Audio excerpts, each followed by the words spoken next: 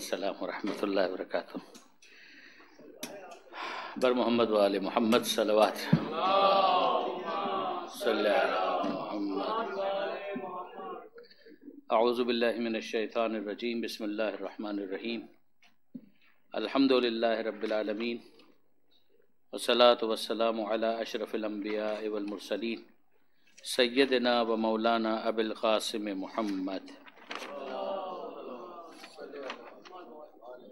وأهل بيته الطيبين الطاهرين المحسومين المظلومين المنتجبين المنتخبين الميامين لا سيما على الإمام المنتظر والحجة الثاني عشر الذين أذهب الله عنهم الرجس وطهرهم تطهيرا.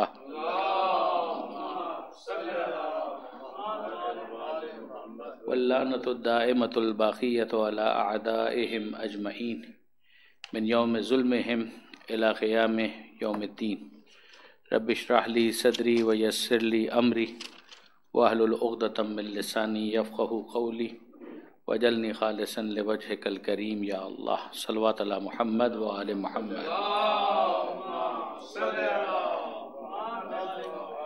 اما بعد. ولادت با سعادت امام زین العابدین علیہ السلام کی بہت بہت مبارکباد. پروردگار عالم امام کے صدقے میں ہماری دعاؤں کو اپنی بارگاہ میں مستجاب فرمائے اور ہمیں ان کی سیرت پر عمل کرنے کی توفیق عطا فرمائے.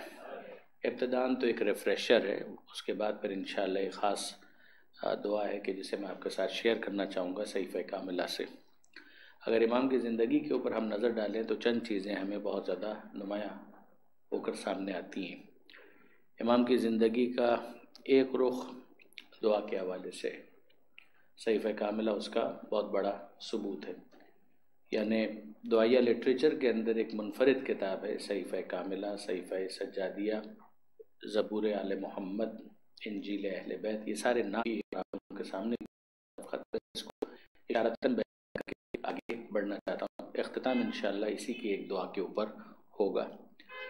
دوسری جو بہت اہم چیز ہے وہ ہے امام کی عبادت، کہ جس کی وجہ سے امام کو زین العابدین کہا جاتا ہے، یعنی عبادت کرنے والوں کی زینت. اور یہ امام کی صفت یا یہ امام کا لقب اتنا نمایاں ہوا کہ اصل نام کے اوپر بھی لگا گیا. ورنہ آپ جانتے ہیں کہ امام کا جو اصل نام ہے وہ تو علی ہے، لیکن یہ کہ بہرحال عام طور پر ایون بچوں کو بھی جب یاد کروایا جاتا ہے تو یہی یاد کروایا جاتا ہے کہ چوتھے امام امام زین العابدین علیہ السلام. خود مجھے اپنے بچپن کے حوالے سے یاد ہے کہ ہم بھی اسی طریقے سے یہ نام یاد کرتے تھے، اور بڑی حیرت ہوئی تھی ایک دفعہ جب پتہ چلا تھا کہ ارے چوتھے امام کا جو اصل نام ہے وہ تو علی ہے. مگر یہ کہ بہرحال کئی دفعہ ایسا ہوتا ہے کہ کوئی خاص صفت ہے وہ اتنی نمایاں ہو جاتی ہے، یا خاص لقب ہے وہ اتنا نمایاں ہو جاتا ہے کہ جو اصل نام ہے وہ بھی پس پردہ چلا جاتا ہے. تو امام کی زندگی کے اندر یہ عبادت کا جو معاملہ ہے وہ بہت نمایاں ہے. زین العابدین بھی امام کو کہا گیا عبادت کی وجہ سے، اور پھر ان کو کہا گیا سید الساجدین، یعنی سجدہ کرنے والوں کے سردار. اور اسی طرح سے ایک اور لفظ ہے اور وہ ہے سجاد. یہ صیغہ مبالغہ ہے، یعنی عربی زبان میں اگر کسی چیز کو بہت زیادہ شدت کے ساتھ بیان کرنا ہو تو اس کے لیے ایک وزن ہے فعال، جس پر آپ علام یا علامہ کا جو لفظ سنتے ہیں وہ بھی اسی کے لیے ہے. عالم یعنی صاحب علم، علامہ یا علام یعنی بہت زیادہ علم رکھنے والا. تو اسی طریقے سے ایک ہے ساجد یعنی سجدہ کرنے والا، اور ایک ہے سجاد یعنی جو کثرت کے ساتھ سجدہ کرنے والا ہوں. اور اس کا ایک بہت نمایاں مظہر امام کا جو شام غریبہ میں سجدہ ہے اس کو بہت زیادہ علماء اہل سنت نے بھی ہائی لائٹ کیا. یہ بھی آپ کے علم میں یقیناً ہوگا کہ برادران اہل سنت نے معصومین کی سیرت پر مستقل کتابیں لکھی ہیں. کم ہیں لیکن یہ کہ بہرحال لکھنے والوں نے لکھی ہیں. تو ان میں بعض نے اس بات کو ہائی لائٹ کیا کہ امام کے سجدے کی شان کہ جو شام غریبہ کے جو معاملات تھے اور جو مصائب تھے، اس کے بعد جب وہ دشمن دور ہو گئے تو پھر اس کے بعد باقی رات چوتھے امام نے ایک سجدہ شکر میں گزاری، اور اس کے اندر جو اذکار تھے ان کو بھی مینشن کیا گیا کہ لا الہ الا اللہ حقا حقا، لا الہ الا اللہ شکرا شکرا. اس طرح کے 3-4 اور جملے تھے جس میں خدا کی توحید اور وحدانیت کا اقرار، اور پھر اس کے برحق ہونے کا اقرار، اور اس کے شکریہ ادا کرنے کے حوالے سے کہ اے پروردگار تو نے ہمیں اس قابل سمجھا. تو اس اعتبار سے بھی اگر آپ دیکھیں تو سید الساجدین اور سجاد کا جو لقب ہے وہ بالکل برمحل ہے. پھر اس کے بعد امام کا ایک اور لقب ہے، وہ ہے ذو السفنات. سفنا کہتے ہیں ابھار کو، یہ سے ہے، یعنی جس طریقے سے وہ با تا لکھا جاتا ہے اسی طریقے سے اگر اوپر 3 نقطے ہو جائیں تو وہ سے بن جاتی ہے. تو اسی سے ہے سفنا اور اسی سے ہے سفنات، اور ذو سفنات یعنی سفنات والے. تو سفنا کا مطلب ہے ابھار، یعنی گھٹنے کے اوپر اگر بیٹھنے کی وجہ سے ایک ابھار آ جائے کہ کثرت کے ساتھ اگر کوئی ایک پوزیشن کے اندر بیٹھے تو ظاہر ہے کہ اس کے اوپر ایک نشان سا آ جائے گا، پھر وہ نشان اور گہرا ہو جائے گا، اور پھر وہ نشان گہرا ہونے کے بعد ایک ابھار کی صورت اختیار کر لیتا ہے. اس کو کہتے ہیں عربی زبان کے اندر سفنا. تو وہ جس کا ہو اس کو کہا جائے گا ذو سفنا، اور اگر وہ ایک سے زیادہ ہے تو پھر اس کو کہا جائے گا ذو سفنات. تو امام کی عبادت کی وجہ سے اعضائے سجدہ پر، خاص طور پر گھٹنے پر، امام کا یہ نشان بہت زیادہ نمایاں تھا کہ جس کی وجہ سے امام کو ذو سفنات کہا جاتا تھا. تو یہ امام کی زندگی کا ایک اور رخ عبادت کے حوالے سے. پھر اس کے بعد یقیناً کئی مرتبہ یہ بات بھی بیان کی گئی کہ تعلیم کے اعتبار سے، یعنی کربلا کے واقعے کے بعد جو ایک ماڈل کریٹ کرنا تھا وہ امام حسین علیہ السلام کر چکے تھے. یعنی امام کا جو موقف تھا کہ جس کے نتیجے میں ایک لائن ڈرا ہو گئی، کہ جس کے نتیجے میں یہ سمجھ میں آ گیا کہ جناب آل محمد کا منشا کیا ہے، آل محمد کا نظریہ کیا ہے، آل محمد اس سیٹ اپ کو انڈوس نہیں کرتے. تو یہ بالکل کیٹیگوریکلی امام حسین علیہ السلام کی شہادت کے نتیجے میں بات واضح ہو گئی. اب اس کے بعد ضرورت تھی کہ جو پیغمبر اکرم کی جو تعلیمات ہیں ان کو اب فارملی پریزرو کیا جائے، یعنی اس حصل میں نہیں اور اس دھماکہ خیز جو حالات ہیں اس کے اندر ان سیاسی معاملات سے ہٹ کر کچھ ایسا انتظام کیا جائے کہ باقاعدہ ان تعلیمات کو پریزرو کیا جا سکے. یعنی اگر آپ مولا علی کے خطبات کو دیکھیں گے تو ظاہر ہے کہ وہ اس زمانے کے ہیں کہ جب امام خود رول کر رہے ہیں. تو اس میں یہ ہے کہ کوئی ایک جگہ پر بیٹھ کر یہ کام نہیں ہو پا رہا. یعنی کوفہ کے اندر امام خطبہ دے رہے ہیں تو ظاہر ہے کہ جب کوفہ میں ہے تب خطبہ دے پا رہے ہیں، لیکن یہ کہ یہ نہیں ہو پا رہا کہ ایک جگہ پر باقاعدہ شاگردوں کی اس انداز سے تربیت ہو سکے جو بعد میں 5ویں امام نے کی اور 6ٹھے امام نے کی. یہ لیکن یہ مس ہو رہا تھا معاملہ. اگر اس سے پہلے بھی اگر آپ دیکھیں تو مولا علی جو تھے وہ گوشہ نشین تھے، اس لیے کہ اس موقع پر ان کو اس طریقے سے سمجھا جا رہا تھا کہ جیسے ان کا جو وجود ہے وہ ہاسٹائل ہے. یعنی اگر علی کو کھل کر کام کرنے کا موقع دیا جائے تو جو افراد اقتدار میں تھے وہ اپنے لیے خطرہ محسوس کرتے تھے. تو اس کی وجہ سے امیر المومنین کے لیے اتنا اسپیس نہیں تھا. تو مختصر مفید کچھ افراد جو مولا سے ٹچ میں تھے وہ یقیناً استفادہ کر رہے تھے. امیر المومنین خود کسی اور جگہ چلے گئے، وہاں پر انہوں نے کچھ بیان کر دیا، یہ درست ہے، وہ زیادہ تر ریکارڈ بھی نہیں ہو پایا. تو مولا کے حوالے سے اگر آپ دیکھیں تو نہج البلاغہ کا کام تو بہت بڑا ہوا ہے، اس میں کوئی شک نہیں ہے، لیکن یہ ہے کہ نہج البلاغہ کے خطبات کوئی ایسا استاد شاگرد والا معاملہ نہیں تھا جس کو آپ کہیں کہ کلاس روم ایک انوائرمنٹ نہیں تھا.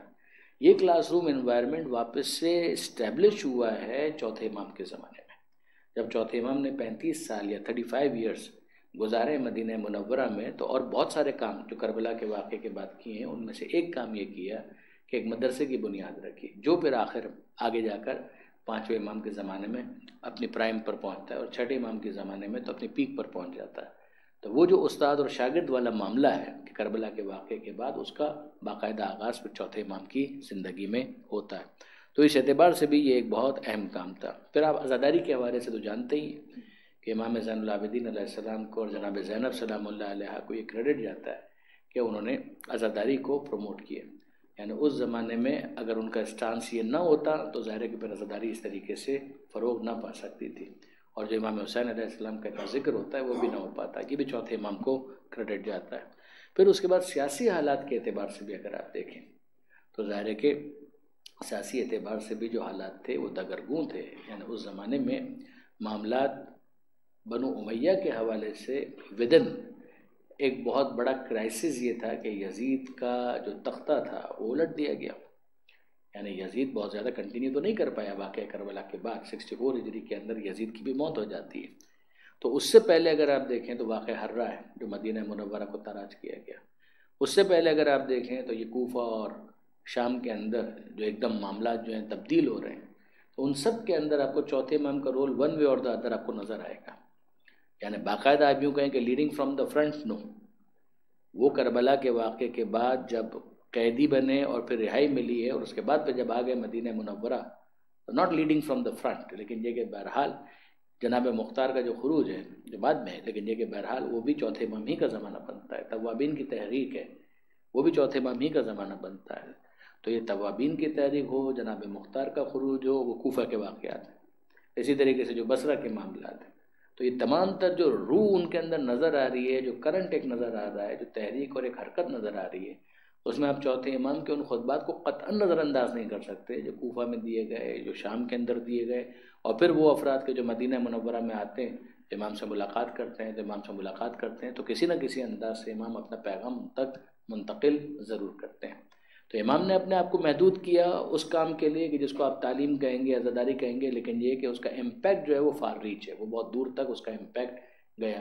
یہاں تک کہ جب یزید مرا ہے تو اس کے بیٹے نے، جس کا نام تو وہی تھا جو اس کے دادا کا نام تھا، مگر کردار کے اعتبار سے no doubt we should appreciate ہم، جیسے کہ اس نے تخت پر جانے کے بعد باقاعدہ اپنے باپ کو بھی ڈسون کیا اور اپنے دادا کو بھی ڈسون کیا کہ وہ دونوں غلط تھے، اور دونوں کے دونوں اس وقت قبر میں اپنا حساب دے رہے ہیں، اور میں اس کے لیے بالکل آمادہ اور تیار نہیں ہوں، مجھے یہ اقتدار نہیں چاہیے.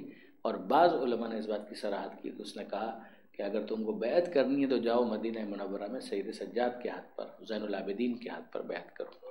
یعنی آپ اگر اس کو اس اعتبار سے دیکھیں کہ کہا کہ یزید جو تھا وہ امام حسین علیہ السلام سے بیعت کا طلبگار تھا، اور جو بیٹا ہے وہ خود کہتا ہے کہ مجھے بیعت نہیں چاہیے، اگر بیعت کرنی تو حقدار سید سجاد ہے، زین العابدین ہے. تو یہ خود ایک بہت بڑی تبدیلی ہے کہ جو وہاں پر ہمیں نظر آتی ہے.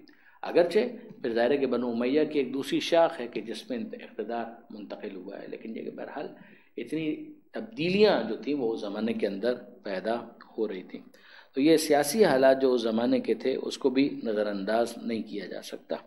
پھر اس کے بعد امام کا سوشل ورک، امام کا جو سوشل ورک ہے اس کے اندر بھی کوئی کمی نہیں ہے. یہ مختلف جہات اور ڈائمنشنز ہیں کہ جو ہم کو نظر آتی ہیں کہ ہم یہ کہیں کہ عبادت گزار بہت زیادہ تھے، لیکن یہ کہ سوشل ورک سے غافل تھے، نہیں، ایسا نہیں ہے.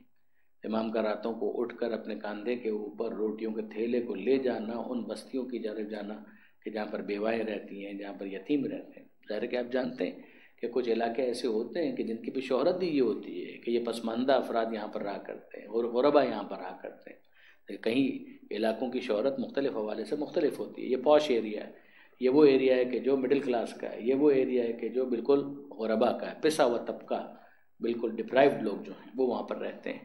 تو ان بستیوں کی طرف چوتھے امام کا جانا اور رخ کرنا اور رات کے اندھیرے میں جانا، اور اس طریقے سے کہ اپنے چہرے کے اوپر نقاب ڈال کر کہ ایسا نہ ہو کہ ان کو پتہ چل جائے کہ کون ان کی خبر گیری کرتا ہے، کون ان کی مدد کرتا ہے، یہ چوتھے امام کا بہت بڑا سوشل ورک ہے. تو رات ان کی یا عبادت میں بسر ہوتی ہے یا ان کا سوشل ورک ہے کہ جو اس رات میں وہ انجام دیتے ہیں. واقعہ حرہ کے دوران خاص طور پر کہ آپ جانتے ہیں کہ مدینہ منورہ کو جب تاراج کیا گیا تو کئی 100 خاندانوں کی کفالت چوتھے امام نے کی ہے، کئی 100 خاندانوں، اور اس میں بعض خواتین جو تھیں ان کا یہ تبصرہ تھا کہ ہم اپنے گھر میں کبھی اتنے آسودہ نہیں تھے کہ جتنا خیال سید نے ہمارا رکھا. یعنی چوتھے امام کے حوالے سے یہ جملہ کہ ہم اپنے گھر میں کبھی اتنے آسودہ نہیں تھے کہ جتنا خیال سید نے ہمارا رکھا. یعنی انہوں نے ہمارے کھانے کا، پینے کا، ہمارے آرام کا، ہمارے راحت کا، استراحت کا جتنا خیال انہوں نے رکھا اور ہمارے گھروں میں بھی اتنا خیال نہیں رکھا جاتا تھا. اسی طریقے سے چوتھے امام کے کریڈٹ کے اوپر ایک بہت اہم کتاب ہے جس کا نام ہے رسالۃ الحقوق. یہ بہت اہم کتاب ہے، ایک چارٹر جو امام نے تحریر کروایا، رسالۃ الحقوق، کہ جس کے اندر یہ بتایا کہ کس کا کیا حق ہے. وہ بہت اہم دستاویز بن جاتی ہے کتاب کی صورت میں. یعنی بہت ساری چیزیں ایسی ہیں کہ جس کو آپ بیان کرتے ہیں بعد والے لکھتے ہیں، جو نہج البلاغہ کا معاملہ ہے. نہج البلاغہ امام مولا کائنات نے وہ کتاب کی صورت میں نہیں لکھوائی تھی، اس کے اندر بعض اجزاء ضرور ہیں کہ جو امام نے لکھوائے تھے مگر پوری کتاب نہیں. جیسے مالک اشتر کے نام جو خطبہ جو دستاویز ہے وہ یقیناً امام نے لکھوایا تھا اور وہ خود اپنی جگہ پر ایک پورا کتابچہ بنے گا. لیکن یہ ہے کہ باقی تمام تر چیزیں مکتوبات کو اگر آپ چھوڑ دیجئے تو باقی چیزیں جو ہیں خطبات وہ مولا نے بیان کیے تو دوسروں نے اس کو لکھا تھا. مگر رسالۃ الحقوق کا معاملہ اس سے مختلف ہے. یعنی چوتھے امام خود اس کتاب کو تیار کروا رہے، اور یہی معاملہ صحیفہ کاملہ کا کہ صحیفہ کاملہ کو خود چوتھے امام نے تیار کروایا اور پھر اس کی جو نقل ہے یعنی اس کی کاپیز جو ہیں وہ مختلف افراد کو دی. اس میں سے ایک 5ویں امام تک پہنچی، ایک جناب زید شہید تک پہنچی. دونوں کے دونوں چوتھے امام کے فرزندان تھے. اب آئیے ذرا سا صحیفہ کاملہ کی اس دعا کے اوپر ہم آ جائیں. یہ صحیفہ کاملہ کی جو دعا ہے، یہ انصاف کی بات یہ کہ برسوں پہلے اس کو میں نے ممبر سے بیان بھی کیا تھا، پڑھا بھی تھا، اور یہ بیماری کے موقع پر پڑھنے کے لیے امام نے تعلیم دی کہ اگر کوئی انسان بیمار ہو جائے تو یہ دعا پڑھ. اس کا اگر آپ میٹر دیکھیں تو ہارڈلی ایک صفحے کی یہ دعا ہے، مگر بہت بلند مطالب ہے کہ جو اس کے اندر موجود ہیں.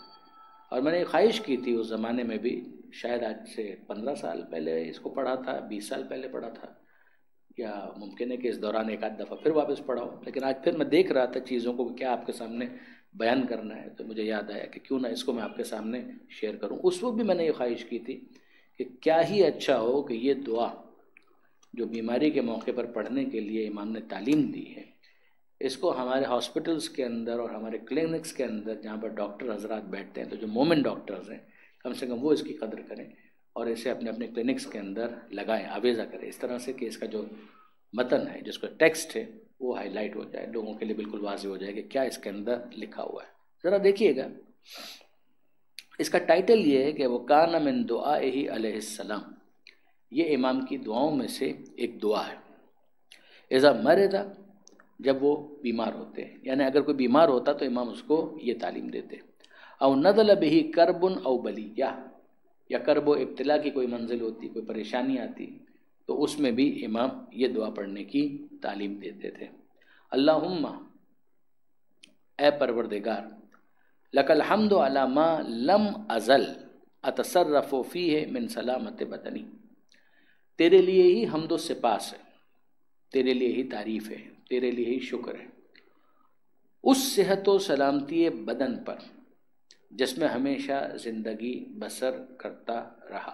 یعنی بیمار تو اب ہوا ہوں، مگر اس سے پہلے جب میرا جسم سلامت تھا، صحت تھی، تو اس موقع پر جو سلامتی حاصل تھی اس کے لیے میں تیرا شکر ادا کرتا ہوں، اور تیرے ہی لیے حمد و سپاس ہے، تیرے ہی لیے تعریف ہے اور تیرے ہی لیے شکر ہے اس مرض پر، اس بیماری پر جو اب میرے جسم میں تیرے حکم سے رونما ہوا ہے.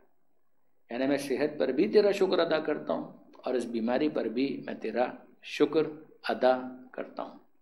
اے معبود، مجھے نہیں معلوم کہ ان دونوں حالتوں میں سے کون سی حالت پر تو شکریہ کا زیادہ مستحق ہے. یعنی دس از سم تھنگ ریئلی امیزنگ. یہ جملہ جو ہے، یعنی ایک تو ہم کہیں کہ انکساری کے ساتھ انسان کہہ دے کہ ٹھیک ہے صحت پر بھی خدا کا شکر اور بیماری میں بھی خدا کا شکر، نہیں، یہ جملہ جو امام نے ارشاد فرمایا ہے یعنی واقعاً غیر معمولی. امام فرماتے ہیں کہ مجھے نہیں معلوم ہے کہ یہ دونوں حالتیں، ان میں سے کون سی حالت وہ ہے کہ جو زیادہ شکریہ کی مستحق ہے. یعنی اگر آپ کسی بھی انسان سے پوچھے تو وہ کہے گا نہیں، صحت جو ہے وہ زیادہ اس بات کی حقدار ہے کہ انسان اس پر پروردگار عالم کا شکریہ ادا کرے. اسی لیے تو علاج کروایا جاتا ہے اگر بیمار ہو جائے، اور علاج کا منع بھی نہیں ہے، علاج کی تاکید بھی ہے. لیکن سوال یہ پیدا ہوتا ہے کہ یہ جو امام کہہ رہے ہیں کہ زیادہ شکریہ کی حقدار حالت کون سی ہے، صحت والی یا بیماری والی، میں اس کو طے نہیں کر پا رہا ہوں. پھر اس کے بعد اس کی جسٹیفیکیشن دیتے ہیں، اور ان دونوں وقتوں میں سے کون سا وقت تیری حمد و ستائش کے زیادہ لائق ہے. آیا صحت کے لمحے جن میں تو نے اپنی پاکیزہ روزی کو میرے لیے خوشگوار بنا دیا. یعنی اب میں اگر اپنی صحت کو یاد کروں تو اس کے اندر کیا کیا بینیفٹس تھے. یعنی اب مجھے تو تجزیہ کرنا ہے نا. یعنی ایک انسان، مناجات کا مطلب کیا ہے؟ دیکھیں، دو چیزوں کے درمیان فرق ہے نا. ایک براڈر کانسیپٹ کے ساتھ جب دعا کا لفظ استعمال کیا جاتا ہے تو مناجات بھی اس میں شامل ہوتی ہے. مناجات کا مطلب ہے سرگوشی کرنا، نجوا. سرگوشی کا مطلب یہ ہے کہ اپنے دل کی بات کرنا. دعا کا تو مطلب سمپل سے اتنا سمجھا جاتا ہے، اور صحیح بھی ہے کافی حد تک، کہ پکارنا اور پکار کر کچھ مانگنا، وہ درست ہے اپنی جگہ پر. تو مانگنے کا مطلب یہ ہے کہ یہ کچھ کمی ہے تو مالک یہ دے دے، یہ کمی ہے تو یہ دے دے، یہ کمی ہے تو یہ دے دے. مثلا مال نہیں ہے تو مال دے دے، صحت نہیں ہے تو صحت دے دے، اولاد نہیں ہے تو اولاد دے دے، اولاد ہے شادی نہیں ہو رہی تو شادی کروا دے. مثلا مثال کے طور پہ گھر نہیں ہے تو گھر دے دے. یہ دعا ہے جس کے اندر طلب.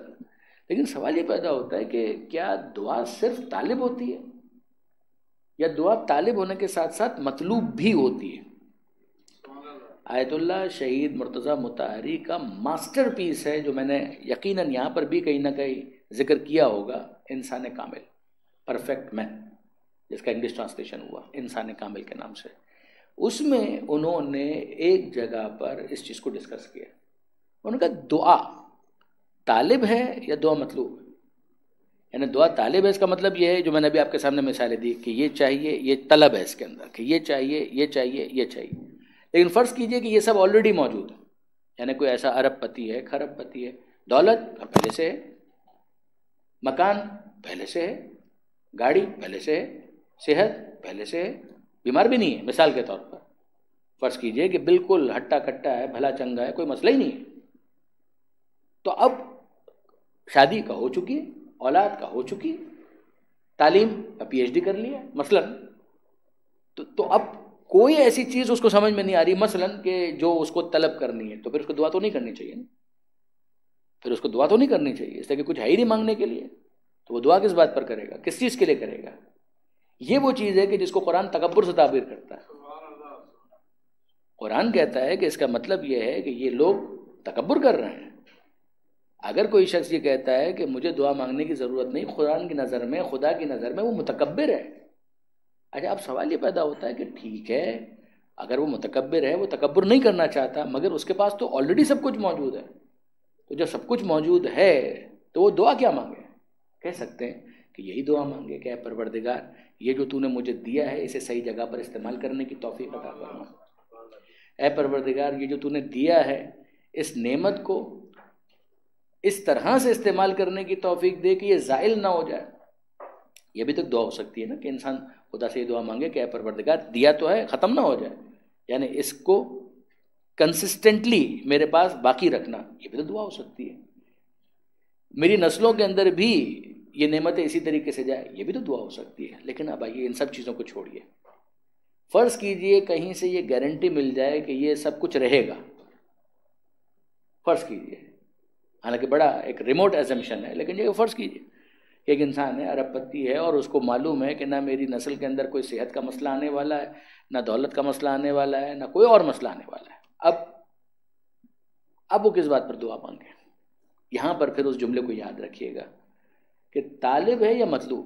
دعا طالب ہے، اس کا مطلب یہ ہے کہ یہ چاہیے، یہ چاہیے، یہ چاہیے، بالکل ٹھیک ہے، خدا سے مانگنے میں کوئی پرابلم نہیں ہے، مانگنا چاہیے انسان کو، مگر اگر انسان کو کچھ بھی نہ مانگنا ہو تو دعا اٹ سیلف مطلوب ہے، دعا اٹ سیلف مطلوب ہے۔ یعنی کیا مطلب ہے اس کا؟ مثال میں آپ کی خدمت میں عرض کرتا ہوں، جو خود مجھے بہت پسند ہے یہ مثال، کہ فرض کیجئے کہ آپ کا کوئی بیٹا ہے اور وہ باہر پڑھنے کے لیے گیا، اور وہاں سے اس نے فون کیا آپ کو، اس نے فون کیا، خیریت سے ٹھیک ٹھاک ہے الحمدللہ، اور اب اس کے بعد اس نے کہا کہ $2000 کی ضرورت ہے۔ کہا کیوں؟ کہ یونیورسٹی کی فیس دینی ہے۔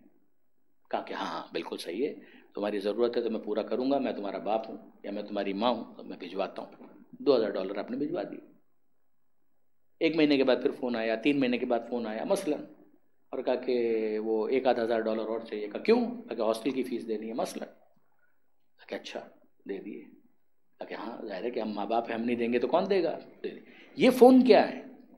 یہ فون طالب ہے، یہ فون طالب ہے، نوٹ کیجیے گا، یہ فون طالب ہے، اس کے اندر کچھ طلب کیا جا رہا ہے، $1000 چاہیے، $2000 چاہیے، یہ چاہیے، وہ چاہیے۔ 2 سال گزر گئے، فون نہیں کیا اس نے۔ آپ نے کسی سے معلوم کیا کہ نمبر کیا ہے اور آپ نے فون لگایا، یعنی اس زمانے کی بات کر رہا ہوں جب یہ واٹس ایپ وغیرہ اس طرح سے کامن نہیں ہوتا تھا، تو آپ نے فون لگایا، سامنے آ گئے صاحبزادے اور اب آپ ان سے بات کر رہے ہیں۔ کہا بیٹا اتنا عرصہ ہو گیا فون نہیں کیا۔ کہ میں فون کیوں کرتا، نہ یونیورسٹی کی فیس بھرنی تھی، آپ غور کیجیے گا، نہ یونیورسٹی کی فیس بھرنی تھی، نہ ہاسٹل کی فیس بھرنی تھی، نہ کوئی کتاب خریدنی تھی، کچھ بھی تو نہیں تھا، تو میں آپ کو فون کیوں کرتا؟ آپ مجھے بتائیے یہ تکبر ہے یا نہیں ہے؟ یہ تکبر ہے یا نہیں ہے؟ یعنی اگر یہ ایٹیچیوڈ اور بیہیویئر ہو تو جتنی پھولدار گالیاں آپ کو یاد ہوں گی آپ سب کی سب دے دیں گے۔ اگر فحش گالیاں نہ بھی دیں تو کم سے کم پھولدار گالیاں جو شرعی گالیاں ہو سکتی ہیں وہ تو آپ دے ہی دیں گے۔ اچھا صاحبزادے، اس کا مطلب یہ ہے کہ جب ضرورت ہو تبھی فون کیا جاتا ہے، ورنہ اس کے بغیر نہ ماں کی یاد آنی چاہیے نہ باپ کی یاد آنی چاہیے، یہی جملے ہوں گے آپ کے۔ اب میں آپ سے پوچھتا ہوں کہ یہ جو آپ فون کروانا چاہتے ہیں کیا وہ طالب ہے؟ آپ جس فون کے نہ آنے پر شکوہ کر رہے ہیں کیا وہ طلب کا فون تھا؟ وہ طلب کا فون نہیں تھا، وہ فون اس لیے تھا، ہونا چاہیے تھا کہ تم کو یاد ہی نہیں آ رہی ماں کی، تم کو یاد ہی نہیں آ رہی باپ کی۔ یہ وہ چیز ہے کہ جس کو امام سمجھاتے ہیں کہ جب تم خدا سے مناجات کرتے ہو تو کچھ مانگو، یقیناً مانگو، تم تو اتنے محتاج ہو کہ کبھی یہ کہہ بھی نہیں سکتے کہ ہمیں ضرورت ہی نہیں رہی تو ہم کیا تجھ سے مانگتے ہیں۔ لیکن یہ کہ اگر ایک انسان کچھ بھی نہ مانگ رہا ہو تب بھی پروردگار عالم سے گفتگو کرنا، جس طرح سے ماں سے بات کرنے پر انسان کو ایک راحت اور سکون ملتا ہے، اسی طرح سے خدا سے گفتگو کرنے پر انسان کو ایک سیٹسفیکشن ملتا ہے۔ یہ وہ چیز ہے کہ جس کو آپ اس دعا کے اندر محسوس کیجیے کہ امام جو اس کے اندر ارشاد فرما رہے ہیں وہ کیا ہے اور سمجھا رہے ہیں وہ کیا ہے۔ ایک تجزیہ شروع ہو گیا کہ پروردگار عالم سے بات ہو رہی ہے، اور بات کیا ہو رہی ہے؟ مالک صحت کے عالم میں تیرا شکریہ ادا کرنا چاہیے تھا، بیماری کے عالم میں بھی تیرا شکریہ ادا کرنا چاہیے تھا، لیکن اب سمجھ میں نہیں آ رہا کہ کون سی حالت زیادہ اس بات کی حقدار ہے کہ جس میں تیرا زیادہ شکریہ ادا کیا جائے۔ بھائی آپ تو اپنی سیدھی سیدھی بات کریں نا، یہ کیا شروع کر دیا آپ نے؟ یہ تو ڈسکشن ہو رہا ہے پروردگار سے، یہ مناجات ہے، یہ تو باقاعدہ ایک ایسا لگ رہا ہے کہ جیسے ایک چھوٹا اپنے بڑے سے گفتگو کر رہا ہے۔ بات ہو رہی ہے پروردگار عالم کے ساتھ کہ مالک سمجھ میں نہیں آ رہا ہے کہ میں کس حالت کا زیادہ شکریہ ادا کروں۔ بھائی آپ پہلے طے کیجئے، کاغذ کے اوپر لکھیے، اور اس کے بعد طے کرنے کے بعد بات کیجئے گا نا۔ مزہ اس کے اندر ہے کہ انسان اپنے پروردگار عالم سے گفتگو کرے، ایبرپٹلی بات کرے۔ یہ تو امام نے جو سکھایا ہے وہ تو ہمارے لیے گائیڈ لائن ہے کہ ایک پروٹوکول کے ساتھ سمجھایا، ورنہ انسان ویسے ہی اپنے پروردگار کے ساتھ جب گفتگو کرے، اور خاص طور پر اگر نماز شب کے موقع پر وہ مصلی پر آئے اور اپنے پروردگار سے بات کرے، جو نماز وتر کا قنوت ہے خاص طور پر، اس موقع پر وہ بات کرے پروردگار سے، اور بات کرے کہ مالک یہ مسئلہ ہے، کاروبار نہیں چل رہا، وہ تنگ کرتا ہے، یہ مشکل ہے، اس مسئلے کو کیسے حل کیا جائے؟ اے پروردگار میں سوچ سوچ کے تھک گیا، اب تک مجھے حل نہیں ملا ہے اور مجھے تجھ سے حل چاہیے۔ یہ جو انداز ہے کہ جس کے اندر بے تکلفی بھی ہے، قربت بھی ہے، اور ساتھ میں احترام کا لحاظ بھی ہے، یہ وہ چیز ہے کہ جو امام ان دعاؤں کے ذریعے سے واضح طور پہ محسوس ہوتا ہے کہ سمجھانا چاہتے ہیں، سکھانا چاہتے ہیں، کہ خدا ہی کے سامنے ڈسکس کر رہے ہو، اور محسوس ہو رہا ہے کہ جیسے تم ایک تجزیہ کر رہے ہو۔ اب واپس سنیے گا اس کانٹیکس کو ذہن میں رکھتے ہوئے کہ مالک مجھے نہیں معلوم ان دونوں وقتوں میں سے کون سا وقت تیری حمد و ستائش کے لیے زیادہ لائق ہے۔ آیا صحت کے لمحے جن میں تو نے اپنی پاکیزہ روزی کو میرے لیے خوشگوار بنا دیا، یعنی پہلی چیز کہ جب میں صحت مند تھا تو نوالا جو میں لیتا تھا تو اس کا ذائقہ محسوس کرتا تھا۔ اب ظاہر ہے کہ بیماری کے اندر یہ تو نہیں ہو پا رہا کہ وہ ذائقہ اس طریقے سے تو محسوس نہیں ہو پا رہا، منہ کڑوا ہو جاتا ہے، تو انسان اس طریقے سے اس لذت کو احساس نہیں کر پاتا، اور اپنی رضا، خوشنودی اور فضل و احسان کے طلب کی امنگ میرے دل میں پیدا کی۔ جب انسان صحت مند ہوتا ہے تو اس کے اندر ایک امنگ ہوتی ہے کہ یہ بھی کر لوں اور وہ بھی کر لوں۔ بیماری کے عالم میں وہ امنگ اس طریقے سے نہیں ہوتی، بخار ہے، نہیں اٹھ نہیں پائے گا، چاقو چوبند نہیں ہوگا، اتنا ایکٹیو نہیں ہو پائے گا۔ یہ دوسری چیز، اس کے ساتھ اپنی اطاعت کی توفیق دے کر اس سے عہدہ برا ہونے کی قوت بخشی، یعنی امنگ بھی ہو، مگر صحت کے عالم میں انسان کی امنگ نیگیٹو کاموں کے لیے چلی جائے تو اطاعت پروردگار کہاں؟ عیاشی میں انسان صحت کی حالت میں بہت سی عیاشی ہے جو کر سکتا ہے، لیکن یہ ہے کہ وہ کہتے ہیں کہ اے پروردگار تو نے اپنی اطاعت کی توفیق دی کہ اس وقت اس سے عہدہ برا ہو سکوں، یعنی اس کو فلفل کر سکوں۔ یا یہ بیماری کا زمانہ، یہ تین چیزیں گنوائیں، لذت جو کھانے کے اندر ہے نمبر 1، نمبر 2 امنگ، اور نمبر 3 امنگ کے بعد اس امنگ کو اطاعت کی راہ میں استعمال کرنا۔ یا یہ بیماری کا زمانہ جس کے ذریعے سے میرے گناہوں کو دور کیا، یعنی یہ بڑا انٹرسٹنگ ہے کہ کیا بیماری کے ذریعے سے گناہ دور ہو جاتے ہیں؟ کہا کہ ہاں، بیماری کے ذریعے سے گناہ دور ہو جاتے ہیں۔ یہاں پر مفتی جعفر حسین صاحب نے بہت عمدہ بریفلی اس کو ایلوبریٹ کیا، اور اس کے اندر امیر المومنین حضرت علی علیہ الصلوۃ والسلام کئی جملہ کوٹ کیا کہ ان المرض، کہ مرض اور بیماری وہ کیا کرتے ہیں؟ گناہوں کو دور کرتے ہیں، اور اس طرح سے جھاڑ دیتے ہیں گناہوں کو، یہ مرض اور بیماری کی جس طرح سے پتے جھڑ جاتے ہیں، خزاں میں جو پتے ہیں وہ جھڑ جاتے ہیں، تو جس طرح سے پتے جھڑ جاتے ہیں تو خالی ہو جاتا ہے وہ درخت کا، اسی طریقے سے بیماری کے عالم میں پروردگار عالم کا ایک احسان یہ ہوتا ہے کہ اس بندے کے گناہوں کو وہ جھاڑ دیتا ہے۔ تو امام فرماتے ہیں کہ یہ بیماری کا زمانہ جس کے ذریعے سے میرے گناہوں کو دور کیا اور نعمتوں کے تحفے عطا فرمائے۔ اور نعمتوں کے کیا تحفے ہیں ذرا دیکھیے گا، تاکہ ان گناہوں کا بوجھ ہلکا کر دے جو میری پیٹھ کو گراں بار بنائے ہوئے تھے، یعنی جس کی وجہ سے میری پیٹھ کے اوپر، میری پشت کے اوپر بڑا بوجھ تھا، ان بوجھ کو تو نے ہٹا دیا، اور ان برائیوں سے تو نے پاک کر دیا جن میں ڈوبا ہوا، اور توبہ کرنے پر متنبع کر دے۔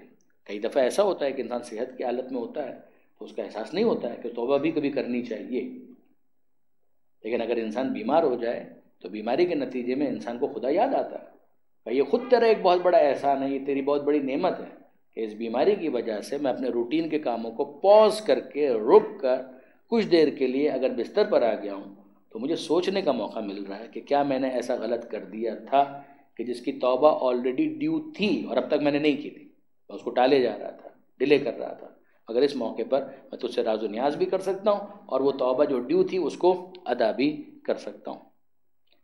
گزشتہ نعمت کی یاد دہانی سے گناہوں کو محو کر دے، اور اس بیماری کے اثنا میں کاتبان اعمال میرے لیے وہ پاکیزہ اعمال بھی لکھتے رہے جن کا نہ دل میں تصور ہوا تھا نہ زبان پر آئے۔ یہ کیا ہے؟ یہ ذرا سنیے گا۔ مفتی صاحب نے، مفتی جعفر حسین صاحب کی بات کروں، وہ اس کو الگ سے ہائی لائٹ کر کے لکھتے ہیں کہ چوتھا فائدہ یہ ہے کہ جب مرض کی وجہ سے انسان کے عمل کی رفتار سست ہو جاتی ہے، انسان کے عمل کی وہ اسپیڈ تو نہیں رہے گی، بیمار ہو گیا ہے تو اگر سوشل ورک کرتا تھا نہیں کر پائے گا تو اس کا ثواب کیا ہوا؟ وہ مثال کے طور پر خبر گیری کے لیے کسی کی عیادت کے لیے جانا چاہتا تھا، اب تو خود بیمار ہو گیا تو نہیں جا پائے گا۔ بہت سے وہ کام کہ جس کے اندر انرجی ریکوائرڈ تھی وہ نہیں کر پا رہا تو اب وہ اس ثواب سے تو محروم ہو گیا۔ جب مرض کی وجہ سے انسان کے عمل کی رفتار سست ہو جاتی ہے یا عمل کے قابل ہی نہیں رہتا تو وہ جن اعمال کو صحت کی حالت میں بجا لایا کرتا تھا وہ اس کے نامہ اعمال میں برابر درج ہوتے رہتے ہیں۔ چنانچہ حدیث نبوی میں ہے کہ پیغمبر اکرم کا یہ فرمان ہے کہ یقول اللہ عز وجل للملک المؤکل بالمؤمن، کہ اللہ فرشتے سے کہتا ہے کہ جو مومن کے اوپر موکل ہوتا ہے، جو اس کے نامہ اعمال کو لکھنے پر، کرامن کاتبین، اذا مرضا، جب وہ بیمار ہوتا ہے تو اس مومن کے نامہ اعمال کے لکھنے پر مامور فرشتے کو خدا یہ حکم دیتا ہے اکتب لہو ما کنتا تکتب لہو فی صحتہ، جو تم صحت کی حالت میں اس کی اچھائیاں لکھا کرتے تھے اور اب وہ نہیں کر پا رہا، اس کو ویسے ہی لکھتے رہو۔ فإنی أنا الذی سیرتہ فی حبالی، اس لیے کہ یہ بیماری تو میں نے اس کے اوپر عائد کی ہے، اگر میں نہ کرتا اور اسے صحت مند رکھتا تو یہ اسی طریقے سے نیکی کے کام انجام دیتا رہتا، تو چونکہ یہ میں نے ایک رکاوٹ اس کو ڈالی ہے اور اس کا کوئی فائدہ دینا چاہتا ہوں اس کو، لیکن یہ کہ بہرحال ان تمام ثواب کے کاموں سے میں اس کو محروم نہیں دیکھنا چاہتا، تو اس کے نامہ اعمال کے اندر اس کو اسی طریقے سے لکھتے رہو۔ اس کی طرف یہاں پر چوتھے امام نے اشارہ کیا اور فرمایا وہ پاکیزہ اعمال بھی لکھتے رہے جن کا نہ دل میں تصور ہوا تھا نہ زبان پر آئے تھے، اور نہ کسی عضو بدن نے اس کی تکلیف گوارا کی تھی، یعنی وہ میں نے زحمت بھی نہیں کی مگر بہرحال اس کو بھی تو نے لکھوا دیا، یہ صرف تیرا تفضل اور احسان تھا۔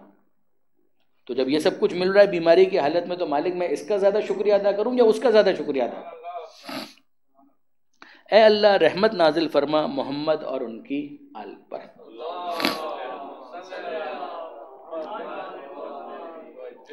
اور جو کچھ تو نے میرے لیے پسند کیا ہے وہی میری نظروں میں پسندیدہ قرار دے۔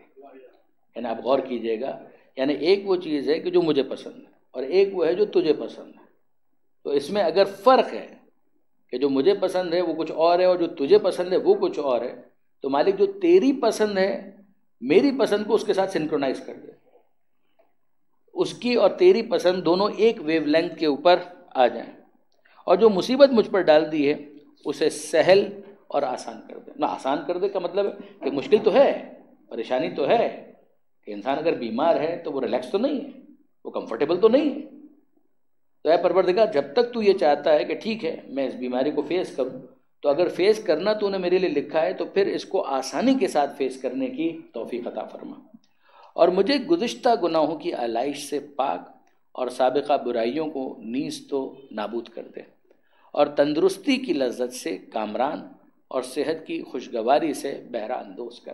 یعنی کیا مطلب ہے کہ اب یہ جو ریفریشر تو نے میرے لیے رکھا تھا کہ اس کے ذریعے سے اگر کچھ غلط ہو رہا تھا تو میں واپس سے ٹریک کے اوپر آ جاؤں، صراط مستقیم پر آ جاؤں، تو بس اے پروردگار ایسا ہو جائے کہ مجھے وہ سمجھ میں آ جائے، اور اب اس کے بعد اس بیماری کو دور کر کے واپس سے مجھے صحت عطا کر، مجھے اس بیماری سے چھڑا کر اپنی معافی کی جانب لے آ، اور اس حالت افتادگی سے بخشش اور درگزر کی طرف پھیر دے۔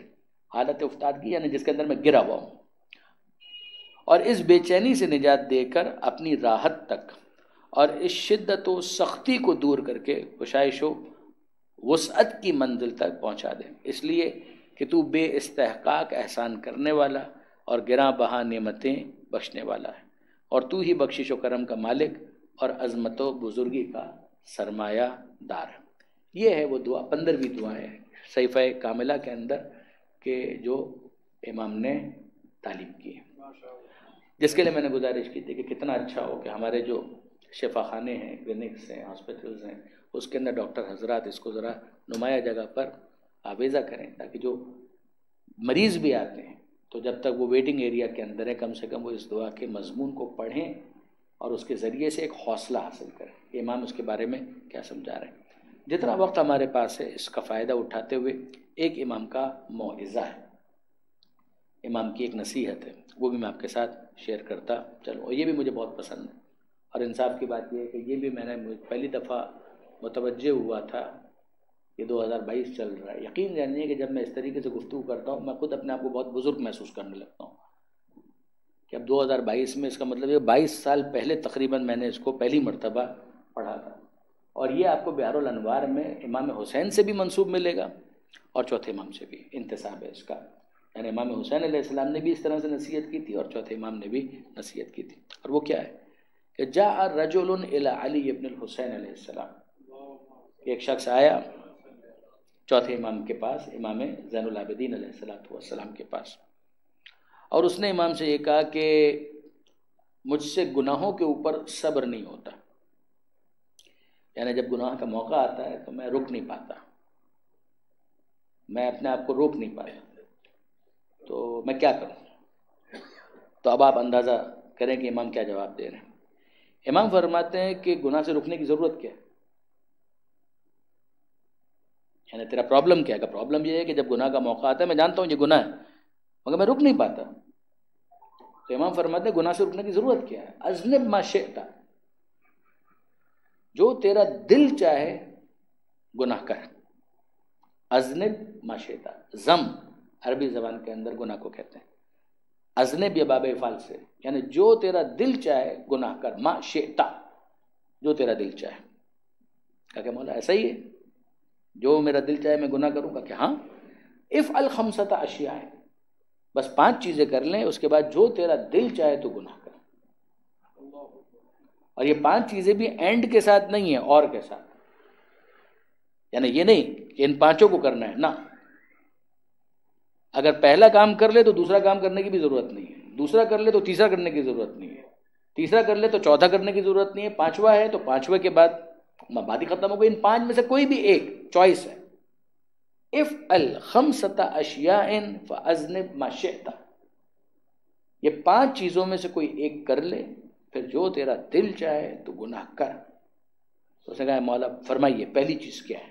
تو ذرا سنیے، امام فرماتے ہیں کہ لا تأکل رزق اللہ، گناہ تو اللہ کا کرنا ہے نا، تو اللہ کا دیا ہوا رزق مت کھا، پھر جو تیرا دل چاہے گناہ کر، جو تیرا دل چاہے تو گناہ کر، بس اللہ کا دیا ہوا رزق مت کھا، جیسے کہ جو طاقت ملے گی، انرجی ملے گی، وہ تو اللہ کے دیے ہوئے رزق سے ملے گی، تو اللہ ہی کیا اگر گناہ کرنا ہے، معصیت کرنی ہے، لا تأکل رزق اللہ، اللہ کا دیا ہوا رزق مت کھا، اور اس کے بعد جو تیرا دل چاہے گناہ کر۔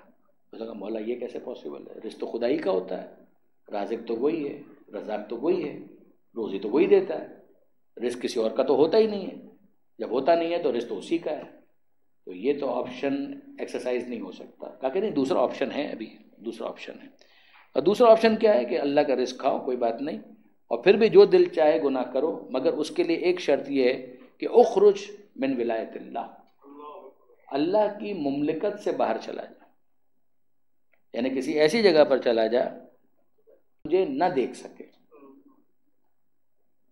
پھر اس کے بعد جو تیرا دل چاہے تو گناہ کر۔ مولا خدا کیا ان آنکھوں سے دیکھتا ہے کہ جس کے آگے کوئی پردہ ڈالا جا سکتا؟ وہ تو دل کے حالات سے بھی خوب واقف ہے، علیم بذات صدور ہے۔ یہ تو دنیا کی جو پولیس ہے اس کا معاملہ ہوتا ہے کہ سڑک پر اگر کچھ دیکھے تو دیکھ سکتے، گھر کے اندر کچھ ہو رہا ہے تو وہ تو نہیں دیکھ سکتے، لیکن یہ کہ پروردگار عالم اس سے کہاں کچھ چھپا ہوا ہے، کہ یہ بھی ممکن نہیں ہے، یہ بھی ہونے والی بات نہیں ہے۔ کہ تین چیزیں میں نے تیرے سامنے بیان کی اور تو ان تینوں چیزوں کے بارے میں کہتا ہے کہ نہیں ہو سکتا، ایک چوتھا آپشن ہے، کہ وہ کیا ہے؟ کہ اذا جاءک ملک الموت لیقبض روحک فادفعہ، کہ جب ملک الموت آئے تیری روح قبض کرنے کے لیے اور کہے کہ تو چل میرے ساتھ، تو اس کو کہہ دینا میں نہیں جاتا، اس کو منع کر دینا کہ مجھے عام انسان سمجھا ہوا ہے، میں پروٹوکول والا ہوں، میں اسٹے آرڈر لے آیا ہوں مثلا، یہ نہیں ہو سکتا کہ میں تیرے ساتھ چلوں۔ کہ مولا وہ سنتا تھوڑی ہے، وہ پوچھتا تھوڑی ہے، وہ تو جب آتا ہے تو لے جاتا ہے۔ کہ یہ بھی ممکن نہیں ہے، اس لیے کہ ملک الموت ڈسکشن نہیں کرتا ہے، وہ تو بس لے جانے کا کام کرتا ہے۔ کہا کہ اچھا یہ بھی نہیں ہو سکتا ہے، نہیں گھر سے اللہ کا کھانا ہے، کہا کہ ہاں حکومت پروردگار سے باہر بھی نہیں جا سکتے، کہا کہ نہیں کسی ایسی جگہ کے جہاں پر چھپ جاؤ، کہا یہ بھی پاسبل نہیں ہے، ملک الموت کا اس کو بھی منع نہیں کر سکتا، کہا کوئی بات نہیں، ایک آخری آپشن موجود ہے۔ کہا وہ کیا؟ کہ جب اتنا سب کچھ ہو جائے گا اور ملک الموت بھی تجھے لے جائے گا تو پھر اس کے بعد آخر میں کیا ہوگا؟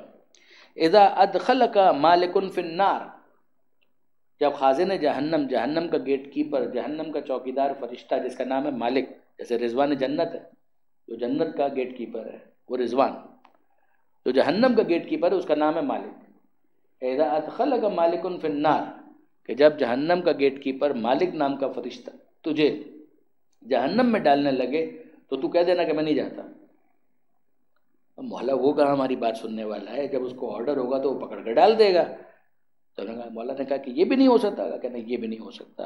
اب جو آخری جملہ امام نے ارشاد فرمایا کہ جس کے اوپر میں اپنے گفتگو کو مکمل کروں گا، امام یہ ارشاد فرماتے ہیں کہ رزق خدا کا کھانا ہے، مملکت سے بھاگ تم نہیں سکتے، مملکت میں رہتے ہوئے چھپ تم نہیں سکتے، ملک الموت آئے تو اس کو منع کر نہیں سکتے کہ میں تیرے ساتھ نہیں چلتا، اور اگر جہنم کا خازن تجھے جہنم میں ڈالے تو تو اس کو منع نہیں کر سکتا، پھر کیا سوچ کر گناہ کرتا ہے؟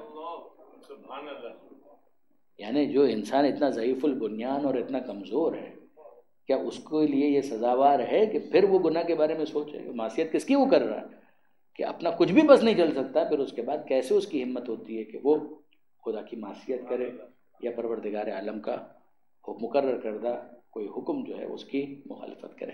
بس برادران عزیز، میں نے آپ کو زحمت دی، یہ کچھ ہلکی پھلکی باتیں تھیں جو آج کی حد تک کرنا مقصود تھی۔ پروردگار عالم سے دعا ہے کہ مالک ہم سب کو چوتھے امام کی سیرت سمجھنے، پڑھنے اور اس پر عمل کرنے کی توفیق عطا فرما، ان کے صدقے میں ہماری مشکلات اور پریشانیوں کو دور فرما۔ اے مالک تجھے واسطہ محمد و آل محمد کا صحت ہو، بیماری ہو، ہر حال میں شاکر راضی رہنے کی توفیق عطا فرما۔ اے پروردگار تجھے واسطہ محمد و آل محمد کا بیماروں کو شفا عطا فرما، بے روزگاروں کو رزق حلال عطا فرما، جو بے اولاد ہیں انہیں اولاد صالح عطا فرما، تو صاحبان اولاد ہیں تربیت کی توفیق عطا فرما۔ اے مالک تجھے واسطہ محمد و آل محمد کا جو اپنے بچوں کے، اپنی اولاد کے رشتوں کے لیے پریشان ہیں، ان کی اولاد کو بہترین رشتے عطا فرما۔ جن گھروں میں ناچاکی ہے، ناراضی ہے، علی اور زہرا کے مقدس گھرانے کا واسطہ ان گھروں کی ناراضی کو الفت اور محبت سے تبدیل فرما، زمانے کے امام کے ظہور میں تعجیل فرما، ہمیں ان کے اعوان و انصار میں شمار فرما۔ ربنا تقبل منا انک انت السمیع العلیم وتب علینا انک انت التواب الرحیم۔ امام چہارم کی ولادت کی خوشی میں 3 مرتبہ بآواز بلند درود بھیج دیں محمد و آلہ۔